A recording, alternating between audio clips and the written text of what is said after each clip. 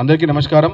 ఈరోజు ఒక తెలంగాణ ద్రోహి గురించి, తెలంగాణ వాదం తెలియని వాని గురించి, తెలంగాణ ఉద్యమకారుల యొక్క ప్రాణత్యాగం గురించి తెలియని వాని గురించి, తెలంగాణ అమరవీరుల కుటుంబాలని గౌరవించని వాని కోసం మాట్లాడుతున్నా. మీరు మంచిగా విన్నారు. నేను వాడు అన్నాను, నేను వారు అనలేదు. ఎందుకు అంటే తెలంగాణ ప్రజా యుద్ధనౌక గద్దర్ గారిని అవమానించిన బండి సంజయ్ గురించి మాట్లాడుతున్నా. బండి సంజయ్ గారు, మీరు తెలంగాణ వాదాన్ని, తెలంగాణ అమరవీరుల కుటుంబాలను, తెలంగాణ యొక్క ప్రజా సంఘాలన్నింటినీ కూడా అగౌరవపరిచి అవమానించి మాట్లాడారు. పద్మశ్రీ అవార్డులు ఇచ్చేది ఎవరు? కేంద్ర ప్రభుత్వమా, బీజేపీ పార్టీయా? చెప్పండి బండి సంజయ్ గారు. పద్మశ్రీ అవార్డులు, పద్మభూషణ్, పద్మవిభూషణ్ అవార్డు ఇచ్చేది ఎవరు? కేంద్ర ప్రభుత్వమా, బీజేపీ పార్టీయా? లేకుంటే మీ అధ్యక్షుడు నడ్డానా? లేకుంటే మీ మాజీ అధ్యక్షుడు అమిత్ షానా? ఇంత కూడా ఇంగితగరం లేకుండా మాట్లాడితే ఎట్లా చెప్పండి? అసలు మీరు మనిషేనా? సేవా రంగంలో, కళారంగంలో, సాహిత్య రంగంలో, వైద్య రంగంలో ఎవరైతే సేవ చేస్తారో వారికి ఇస్తారు పద్మశ్రీ అవార్డులు, పద్మభూషణ్, పద్మవిభూషణ్ అవార్డులు ఇస్తారు. మీకు తెలియకపోతే తెలుసుకోండి. బీజేపీ పార్టీ ఇవ్వదు, బీజేపీ అధ్యక్షుడు ఇవ్వడు అవార్డులు.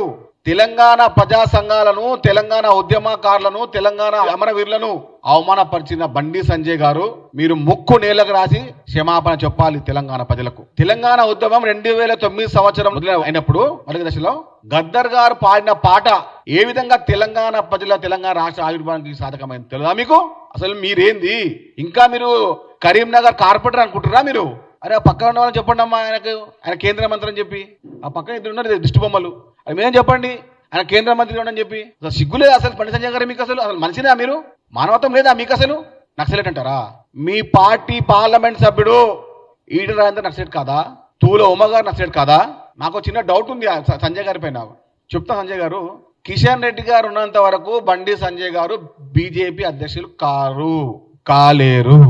గత 2 రోజుల నుంచి ఏదో ఒకటి మాట్లాడితే కానీ టీవీలో రాని బండి సంజయ్ గారు బీజేపీ అధ్యక్షులు కావాలనుకుంటా. మీరు మర్చిపోండి, కిషన్ రెడ్డి గారు ఉన్నంత వరకు బండి సంజయ్ గారికి బీజేపీ ఆఫీసులో కుర్చీ ఉండదు. ఇది రాసి పెట్టుకోండి.